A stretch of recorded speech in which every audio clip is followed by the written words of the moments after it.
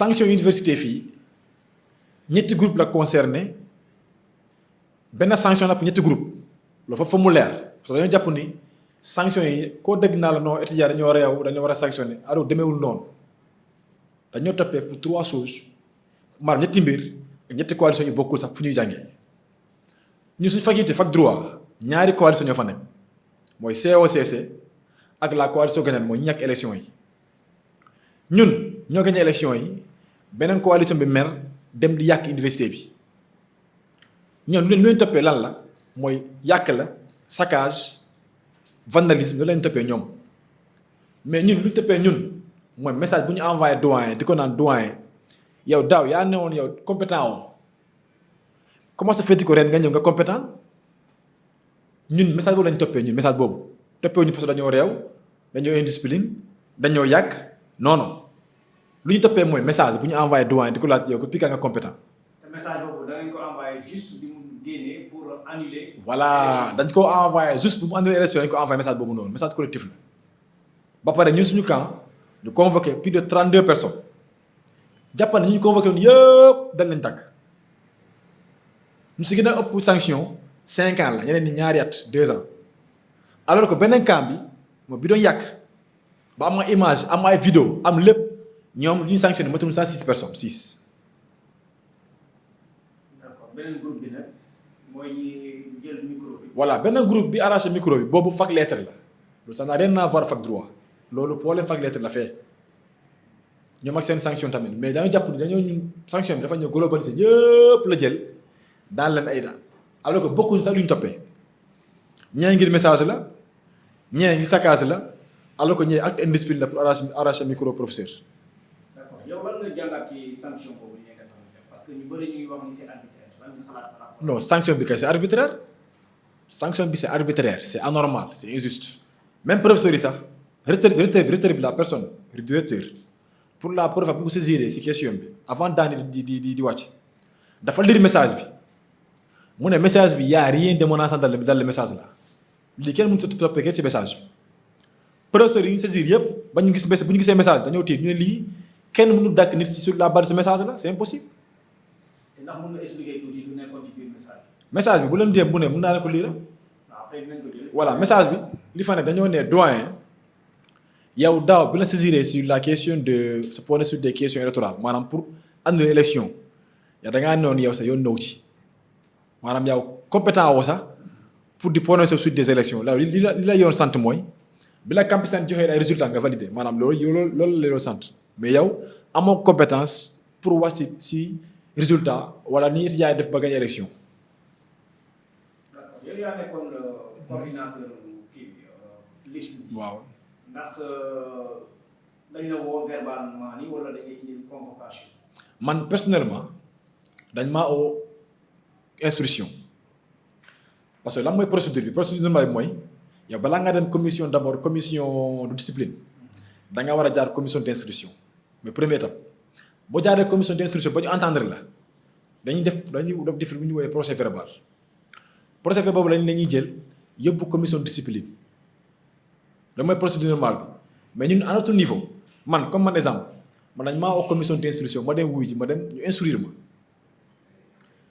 commission de discipline envoyé ma convocation jot ma dara comprends nga sama tur mi foofu ñu ma dis attente man ak Pape Abdoulaye Touré ñoo bokkoon ak ñoom Khady Badiane yeneen éléments yëpp ñu bokkoon commission d'instruction ñoo demoon commission d'instruction ñu oo leen commission de discipline ñu dem Pape Abdoulaye Touré pour benn message ñu sanctionné moom 5 ans yeneen éléments yi sanctionné leen 2 ans beneen élément Sidi kooku correcteur la comme ñun c'est un correcteur ñu sanctionné tam moom tamit 5 ans maanaam Sidi Diop Pape Abdoulaye Touré dañ lay desaline ñu ay attente ñu dañ leen sanctionné 5 ans 5 ans. lan mooy correcteur pour ñi nga xam ne comprendre bu baax seen fonctionnement au sein de l'université. voilà coordonnateur bi mooy. ku nekk maanaam ku jiite liste bi di demee comme parti politique te bu ñu nee parti politique Sénégal fi ñu par exemple PASTEF ñu ne coordonnateur bi Ousmane Sonko la maanaam ku jiite bu la ñuy woowee coordonnateur. d'accord yow lan nga jàpp ni loolu moo tax ñu sanctionné leen ndax ni ngeen bokkee ci mouvance politique la wala da ngeen nekk foofu di déranger. non xam nga sanction bi dafa am jàngat bu bëri lu muy posé parce que tey boo xoolee ñu sanctionné suñu cas maanaam ñun suñu COCC suñu coalition bi jàppal ne ñun ñëpp ñu convoqué woon dal leen sanctionné ñoom ñëpp man ak ñoom Marcel ñu nekk liste attente pour l'instant alors que beneen camp bi mooy ñu dañoo yàq ba am ay image am vidéo dañ leen acquitté dañ leen bàyyi ñu dem ñu ne ñu xam ñeneen ñi amuñu preuve ñeneen ñi amuñu xaw ma lan ak lan alors suñu camp épargné wuñu kenn ay boy yu L1 ay boy yu L2 ay boy yu L3 lépp lañ sanctionné 2 ans 5 ans moo tax ñu bëri ne affaire bi c'est arbitraire en tout cas jaarul yoon quoi c'est injuste. en tant que coordinateur sanction bi commencé wul ci yow mi commencé ci xale yi nan nga koy mën a expliquer. c'est loolu mooy li anormal nag man j'aurais préféré man ñu sanctionné ma man personnellement te ñu bàyyi yeneen booy yëpp ñu bàyyi la ñëpp a jëloon ñibbi parce que man maa le curateur booy yi sont innocents ci affaire bi man maa leen convaincre ba ñu épouser philosophie syndicalisme maa leen doole syndicalisme ils n'ont rien à y voir kon tey la logique voudrait que man mii du Karam Bamba ñu sanctionné ma ñu bàyyi booy yi ñëpp ñibbi. man nangu naa sax def ma 5 ans mais ñeneen ñi dañ leen war a bàyyi ñu ñibbi parce que ñu ne leen naa voir affaire bi si affaire bi te message bi ñoo ko bind ñun personnellement ma bind message bi envoyé ko def message collectif ñu envoyé message bi. d'accord yow yaay auteur message bi nga xam ne moom moo waral sanction. effectivement yow ñu ne la yaa ngi liste d'attente ñee ñu daan leen. ñun correcteurs yi ñun les correcteurs là coalition bi ñun ñoo toog def commission am na defee commission scientifique ñoo toog suñu néeg toog bind message bi ñu envoyé ko. ñun correcteurs yi commencé nañu sanctionné am na ñaari sanctionné 5 ans 5 ans dinañ ñaaree ñu ngi si attente xam naa car ba ñu dañuy sanctionné mais la logique voudrait que ñun d'abord ñu njëkkee ñun balaa ñu dem si booy. d'accord parce que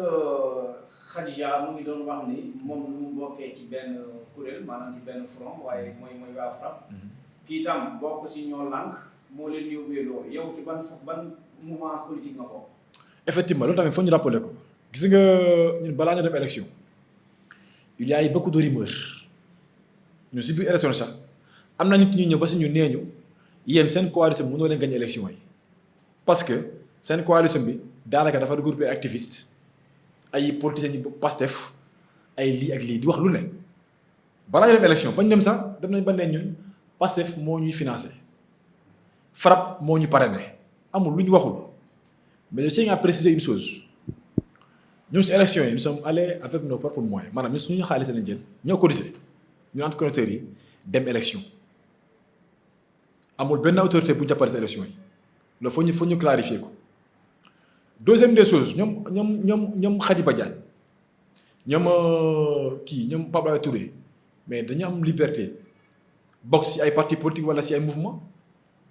loolu kenn tëddoo ko constitution sax da ko garantir mais ku ne am nga droit bokk si parti politique bu la neex. wala si mouvement bu la ne mais en tout cas sanctions yi jàppale benn affaire sanctions yi c'est illégal c'est injuste c'est arbitraire ñun FRAPP jàppalewuñu kenn jàppalewuñu et puis la preuve sax ñun bu ñu demee ba des ñaari jours élection yi kii jiite mooy APR université fii mooy maire mooy kii coordonné maire mooy Abdoulaye Diagne mouvement des élèves étudiants maire da ciy joué benn rôle bu am solo veille élection yi dañoo oo ñaari parti yëpp ñu toog mu ne ñu université ñoo ko moom ñoo ko sëg tey amoo leen droit mu ngeen dem élection mais man li ma leen ñaan en tant que frère demee leen élection en toute sérénité bu leen yàgg bu leen kayaase te yéen entre candidats yi bu leen xeex élection waru leen boole man je suis votre frère. te je suis prêt à miser des millions